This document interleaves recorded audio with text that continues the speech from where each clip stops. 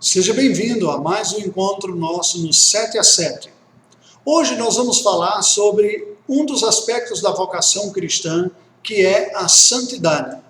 No sentido absoluto, só Deus é santo, nas duas acepções do termo bíblico. O primeiro, só Deus é único, separado, exclusivo, totalmente diferente da sua criação, perfeito em seus atributos, criador e eterno. Santo, na primeira acepção da palavra, significa separado. Mas um segundo sentido da palavra santo significa puro. E neste sentido também, somente Deus é completamente puro, que não há imperfeição alguma.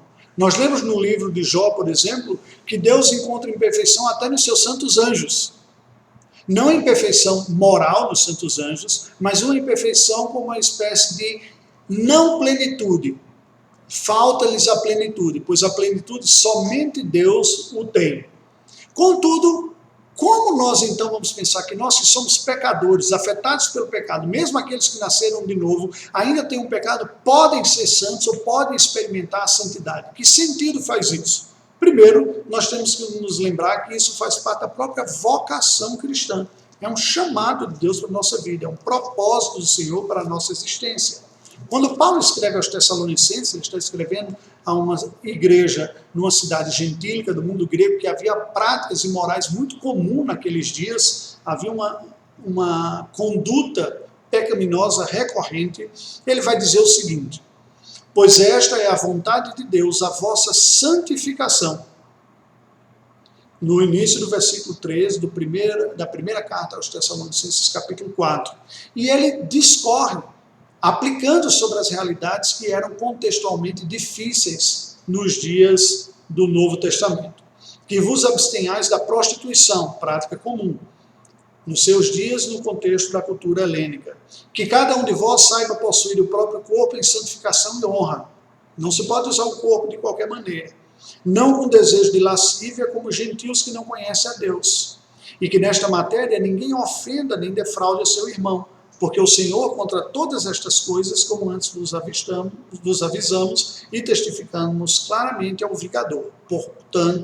Porquanto Deus não nos chamou para a impureza, e sim para a santificação. Deus nos chamou para isso, para a santificação, para sermos separados do uso comum e imoral, para o uso de Deus, ou para a glória de Deus, e, portanto, para a pureza e para a santidade. Mas como isso é possível se nós somos pecadores? Bem, Pedro comenta sobre como essa realidade se torna possível quando ele escreve a sua primeira carta, no capítulo 1, versículos de 14 a 16. Ele nos diz assim: como filhos da obediência, não vos amoldeis às paixões que tinhas anteriormente na vossa ignorância. Quando vocês não conheciam a Bíblia, não conheciam Cristo como Senhor e Salvador, vocês guiavam suas vidas baseadas nas paixões, nos desejos. Aquela filosofia, importa ser feliz, siga o seu coração. E isso levava as pessoas a irem atrás de todos os desejos que tinham, não importa se eram imorais, impuros ou condenáveis. Mas aí Pedro nos diz, pelo contrário, segundo é santo aquele que vos chamou, tornai-vos santos também vós mesmos em todo o vosso procedimento. Porque está escrito, sede santos, porque eu sou santo. O que a Bíblia está dizendo, assim como Deus é santo, ele requer santidade daqueles que o seguem. É claro que não requer uma santidade no sentido impossível de entregar, que é uma santidade absoluta, mas requer santidade como uma vocação na vida, um direcionamento.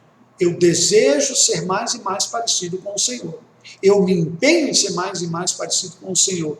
Eu dependo dos recursos da graça de Deus para ser mais e mais parecido com o Senhor. Eu confio no poder do Senhor de me tornar mais e mais parecido com Ele pela presença do seu Espírito e obediência da sua palavra. O apóstolo Paulo, explicando a condição espiritual cristã, fala, escrevendo aos Romanos, capítulo 6, versículos 1 e 2, o seguinte: que diremos, pois? Permaneceremos no pecado para que seja a graça mais abundante? De modo nenhum. Como viveremos ainda no pecado, nós que para ele morremos? E com isso ele está chamando a atenção para a própria natureza da vocação cristã. Se nos tornamos cristãos, significa dizer que nós morremos para o pecado, para as paixões deste mundo. Nós somos chamados para nos render a um outro. ao governo e o senhorio de um outro sobre a nossa vida, que é Cristo. Morremos para o governo das nossas paixões, especialmente as paixões pecaminosas.